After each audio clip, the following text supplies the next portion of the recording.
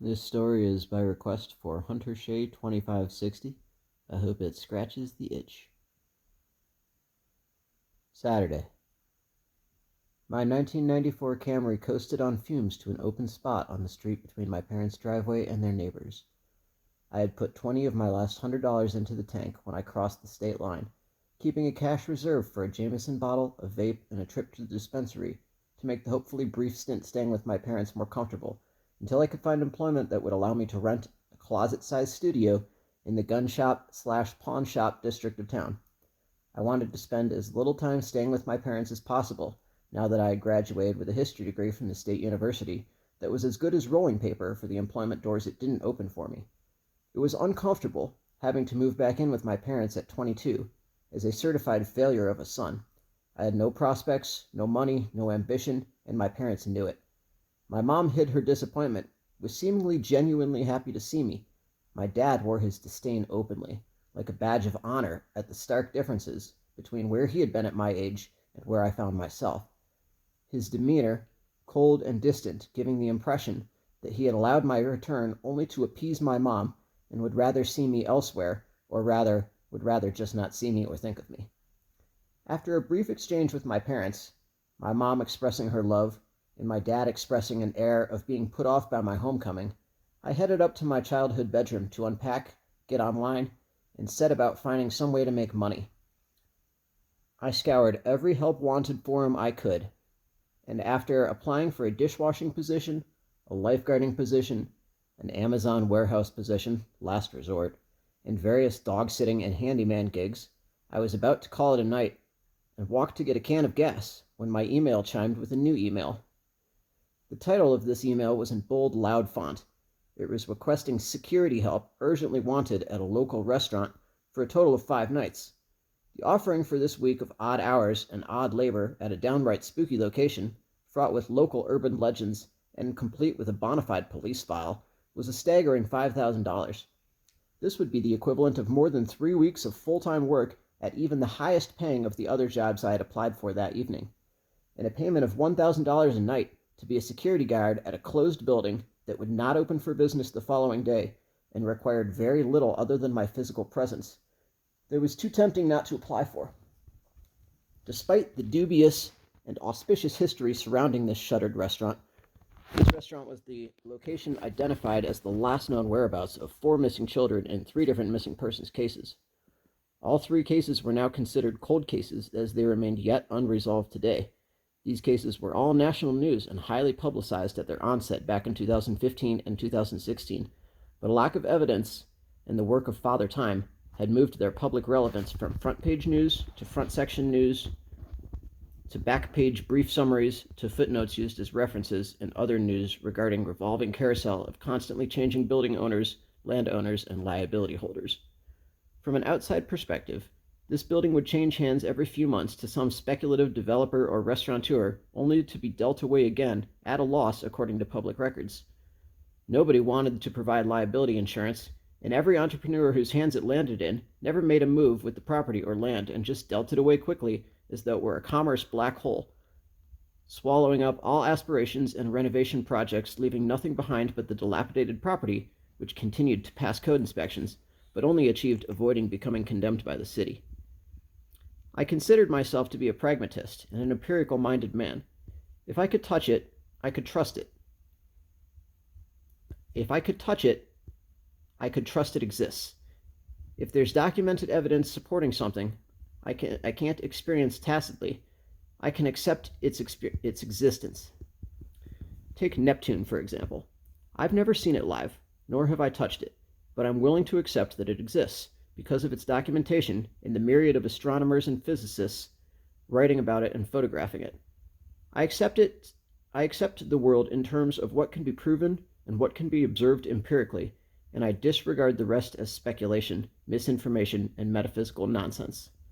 The position of the stars in relation to the location of the planets and their impact that has on my personality and on what the future holds for me is a realm that I reject. Ghosts, demonic possessions, hauntings, aliens, religion, they all fall into the realm of make-believe and good fodder for horror stories as far as I'm concerned. having never experienced anything in my life to support the claim of any of these concepts as proven fact. I've never known anyone whose word I could trust that espoused a belief in these realms of paranormal and faith-based matters, so until I can attach an empirical experience to these and other such matters, I reject them as a matter of course. It was with this mindset that I accepted the position when my application was answered with an employment offer less than an hour after I submitted my resume. I had no prior security experience, no prospects, and a strong desire to get out of my parents' place and into my own, where I could live my life in the manner befitting to my desires without supervision and disapproving glares from my dad. The acceptance offer was contingent upon a phone interview. The employer explained that he was willing to hold it with me that night, so I left on foot for the gas station to buy a can of gas for my Camry and also enjoy the privacy of a walk in isolation in order to hold the phone interview without the possibility of eavesdropping parents. What followed was a very strange phone conversation that in retrospect reeked of deliberately withheld information in a hint of desperation, which I unfortunately did not fully grasp in the moment. The strangeness of the conversation, however, paled in comparison to the truly reality-bending events that were to come. The night was clear, starlight, windless, and dark, but it was a warm summer night, and the dry, arid air felt nice on my skin as I walked the half-mile to the convenience store. My call was answered on the third ring, and what followed seemed very normal against the backdrop of the events that would follow. "Acquired investments and holdings, how may I help you?" a bright female voice answered. I was thrown off a little, but recovered quickly. Yeah, hi. I'm calling about the security job at the address, redacted, and I'm trying to meet Mr. Johnson. Please hold, I'll transfer your call, came back the bright, cheerful voice without missing a beat. The phone on hold voiceover took over while I waited for the connection. At Acquired Investments and Holdings, we are your #1 partner for entrepreneurial ventures. We work with every player in the business world, from large corporate conglomerates looking to expand their market presence to up-and-coming startup entrepreneurs looking to put their concepts on the map. With our vast array of rental property holdings, Acquired Investments and Holdings is certain to have your dream property. Hello, this is Mr. Johnson. How can I help you? A deep, no-nonsense, older male voice interrupted the stream of phone-on-hold advertising. This time I was ready, and the abrupt nature of his voice did not throw off my rhythm.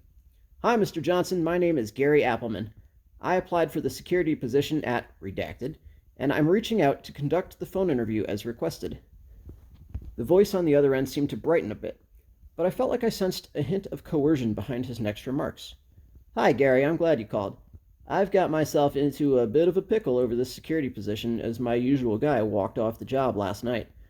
The building is set for demolition at the end of next week, and the powers that be, he spoke this phrase implying his boss and his silly requests were a formality he considered unnecessary, but still a request from his boss, and therefore necessary to satisfy, asked me to staff a security guard to prevent trespassers from breaking in and potentially getting hurt while we wait for the demolition crew to formalize their demolition plan. Since it's a last-minute hiring, and I'm in a difficult position, I figured I'd offer the entirety of my budget instead of keeping my usual staffing cut just to fill the position and get this headache sorted out. I figured $1,000 a night just to sit around would find me the appropriate man for the job. Am I speaking with that man? I was taken aback. My rehearsed speech about my integrity, my punctuality, my professionalism was quickly deemed unnecessary as Mr. Johnson made it clear that the job was mine for the taking, without him vetting me or even any concern that I could provide proper identification. Yet I recovered enough to resist simply saying, yes, let's make a deal. Can you please give me the details about the hours, the responsibilities, and any other details that I should be aware of if I accept this job? Part of me became nervous at the prospect of this easy $5,000 slipping away when a moment of silence played out.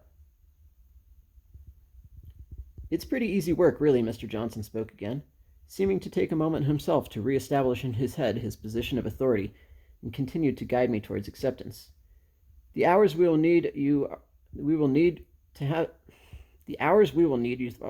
are through the night, and it's been determined that the most likely time any potential trespassing rabble-rousers, yes, he actually used that lexicon, would attempt to break into the building, and I don't want there to be any liability insurance claims if some fool gets hurt messing around in the building that's been shuttered for 10 years. You'd be required to arrive at 9 p.m. and stay on site until 6 a.m. You'd need to download an app and follow navigation and allow navigation permissions so you can log in and out when you arrive and depart, and the app can confirm your location through geofencing. I'll send you the link following this conversation. There's a small amount of labor involved in removing chairs and tables and decor out of the building, into a roll-up dumpster that we'll have set up behind the building for you. Honestly, this part of the job could easily be accomplished in only a couple of hours. I inspected the site following the abandonment of the job last night and found that most of the kitchen had already been gutted, and only the front of the house remains. Can you please elaborate on the items you want removed? Will I be able to handle them without assistance? At this point, I had arrived across the street from the convenience store and was sitting at a park bench in County Center Park under an elm tree, feeling somewhat anxious to get my gas, vape, and liquor before the stores closed for the night. A couple decor items will require a helper to load into the dolly and wheel outside. Aside from the chairs, tables, mirrors, smaller decorative pieces, there's about 5 animatronic statues. These statues are plastic and metal and covered in fake hair to give the impression of being animals. Each has a motor and various mechanical guts within that give them some heft. Enough such that a helping hand will be necessary to aid in their removal. Will I be responsible for finding this disposal partner? I'm a bit new in town. I don't really know anybody. Goodness, no, Mr. Johnson exclaimed, seemingly surprised that I even considered that possibility. I've got just the man for the job. If you can start Monday night and clear some of the smaller items, I can have him show up on Tuesday night to help you with the larger animatronics. His pay will not cut into yours, and he will be told to take orders from you. Does that sound agreeable? So you need me for this job starting the night after tomorrow. Looking at my clock on my phone, I determined that this would be in 46 hours. Mr. Johnson, eager to push for an agreement, made his coup de grace. The whole matter will be handled privately. No greedy government taxation of this $5,000. It will be under the table, and nobody will be the wiser. $5,000 tax-free for 5 nights of your time. Can I expect to see you Monday night at 9? I'll be there, I said, foolishly disregarding the several red flags already popping up in this dubious arrangement. How should I dress? Whatever's comfortable, honestly. Just bear in mind the removal aspect. You might want long sleeves and jeans for the junk removal part of the job. Don't forget to bring work gloves. But in all honesty, you could have that behind you by the end of Tuesday night and spend the last 3 nights playing Wordle in a locked and fully secure building, watching the surveillance feeds from the office and waiting for time to go by. It sounded like an easy $5,000 for the small amount of effort, and I was a bit of a night person anyway. I'll see you Monday at 9, I said, trying to project confidence in my voice. Great, Mr. Appleyard, I'm pleased to have you aboard. Appleman, I corrected, and just make it Gary. Gary it is, he said, without acknowledgement or apology. I'll pay you half when we meet Monday night, and half upon completion of the work at the end of the week. I'll see you on Monday. See you then, I replied, but the line had already gone dead, and I looked at my phone in my hand with confusion, as if it were the one that had hung up on me so suddenly. I stood up, returned the phone to my pocket, and walked across the street to the gas station.